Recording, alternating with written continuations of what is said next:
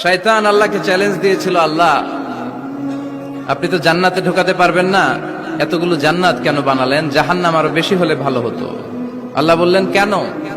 শয়তান বলে, আল্লাহ এই সবগুলারে আমি ওয়াসওয়াসা দিয়ে মুনাফিক বানিয়ে নাস্তিক বানিয়ে জাহান্নামে ঢুকাবো। আমি চ্যালেঞ্জ দিলাম, ডান দিক থেকে ধোকা দেব, বা থেকে, সামনে থেকে, পেছন থেকে, নিচ থেকে, রগের শিরা উপশিরায় ঢুকে, মাজরাত দাম যেখান দিয়ে রক্ত চলাচল করে ওখানে ঢুকেও আমি ধোকা দেব। তো আপনি জান্নাতে ঢুকাবেন কেমনে? আল্লাহ বললেন, তুমি আমারও চ্যালেঞ্জ দাও, এত বড় সাহস? আমি তো সব রাজার বড় রাজা, মহারাজা। চিৎকার করে বলেন ঠিক কিনা? মহারাজার সাথে চ্যালেঞ্জ দেয়া যায় না।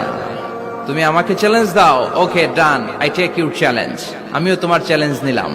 তুমি আজীবন ধোকা দিবা, আজীবন তুমি গোমরা করবা, বেনামাজি বানাবা, জালিম বানাবা।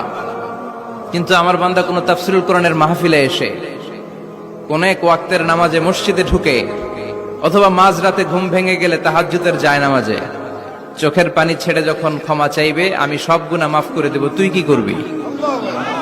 চিৎকার করে পড়েন আল্লাহু আকবার।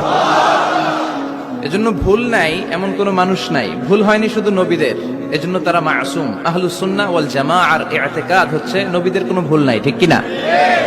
ছোটখাটো যে ব্যাপারগুলো ঘটেছিল সেগুলো আল্লাহ অবশিষ্ট থাকতে দেননি, সেগুলোকে আল্লাহ ঠিক করে দিয়েছেন। চিৎকার করে পড়েন সুবহানাল্লাহ।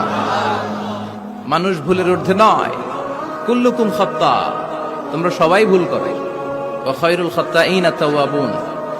আর এই ভুলকারীদের মধ্যে আল্লাহর কাছে শ্রেষ্ঠ ভুলকারী যে লোক ভুল করার